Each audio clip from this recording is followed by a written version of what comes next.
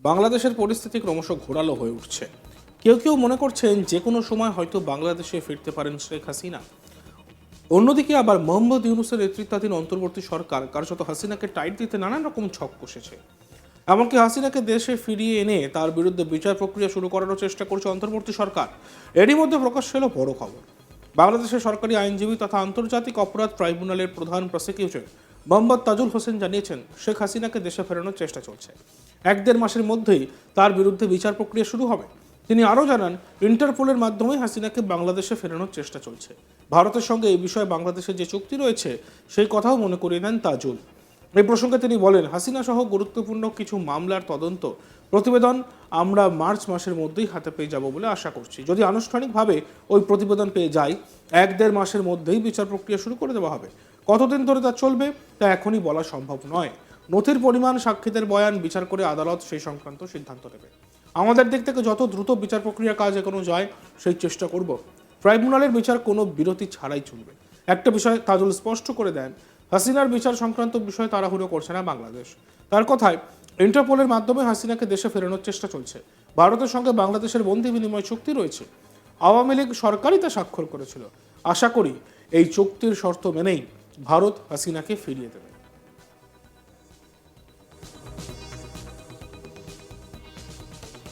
এদিকে এক ভার্চুয়াল বার্তায় শেখ হাসিনা বলছেন যে আমি ফিরছি, বিচার করব।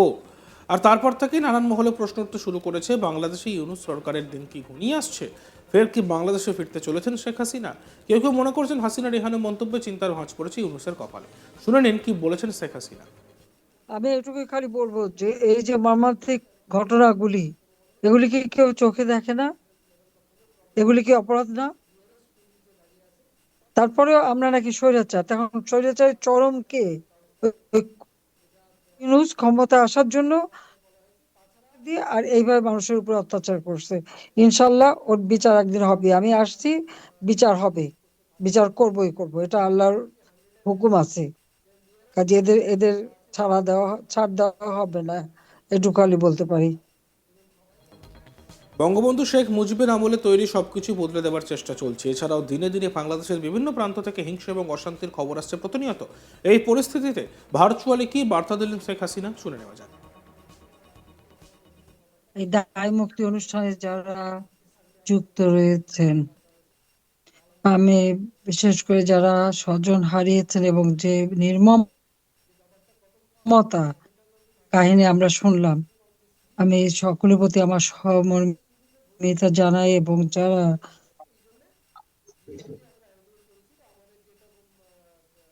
নিহত হয়েছে তাদেরকে আত্মার মাগফিরাত কামনা করি। এই 2024 সালের আগস্ট মাস পর্যন্ত আওয়ামী লীগ সরকার ক্ষমতায় ছিল।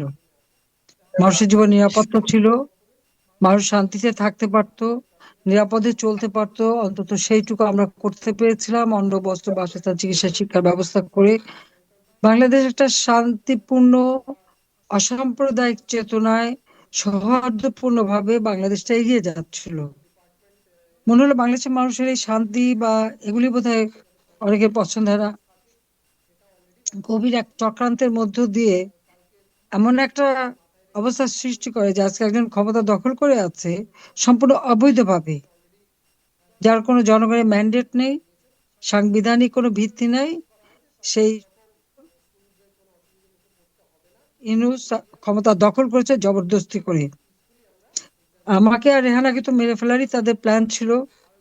15ই আগস্ট বাবা মা ভাই সব হারিয়েছি, এমনকি 32 নম্বরের বাড়িটা পর্যন্ত তারা, যে স্মৃতিটুকু নিয়ে আমরা বেঁচেছিলাম, সেটাও ধ্বংস করে দিয়েছে।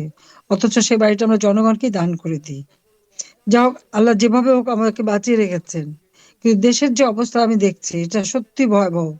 আমি শুধু এই জানুয়ারি মাসের একটা হিসাব দিচ্ছি। জানুয়ারি মাস কাণ্ড ঘটেছে প্রায় 214টা, তার মধ্যে চুরি হয়েছে 171টা, ডাকাতি সেটাও 100-র কাছাকাছি, অপহরণ 105টা, আর